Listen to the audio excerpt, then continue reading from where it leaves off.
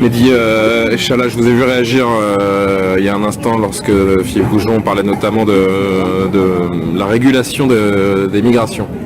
Oui, parce que c'est plus que la régulation des populations et notamment des migrants aujourd'hui dont il est question.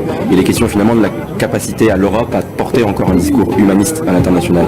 Parce que ce qui se passe notamment sur nos côtes, ce qui se passe dans la Méditerranée, c'est 20 000 vies humaines sacrifiées et qui sont abandonnées dans la Méditerranée. Parce que justement les gouvernements européens et la France en premier n'ont pas été à la hauteur de l'enjeu lorsqu'il s'agit d'accueillir évidemment des gens qui fuient la guerre, qui fuient des conditions de vie déplorables, qui parfois sont aussi des migrants écologiques dont on ne parle pas suffisamment dans notre pays et qui n'ont pas été accueillis. Je voudrais rappeler quand même l'épisode de l'Aquarius avec ces personnes migrants au sein d'un bateau qui n'ont à nouveau pas reçu finalement ce qui devait être l'honneur de la France. Et moi je me souviens du candidat Emmanuel Macron à l'époque, peut-être encore ministre d'ailleurs, quand il saluait le discours d'Angela Merkel qui elle avait accueilli en Allemagne les migrants. Eh bien moi je le dis, oui, la France et l'Union européenne ne sont pas à la hauteur sur cette thématique-là et je pense qu'elle mérite mieux que finalement des discours toujours très politiques qui consistent à dire qu'il faudrait encadrer l'arrivée des migrants. Non, ce sont des gens qui fuient la guerre et évidemment qu'on doit les accueillir dans notre pays et avoir une politique d'accueil à l'échelle européenne qu'il faut peut-être également remettre en cause, notamment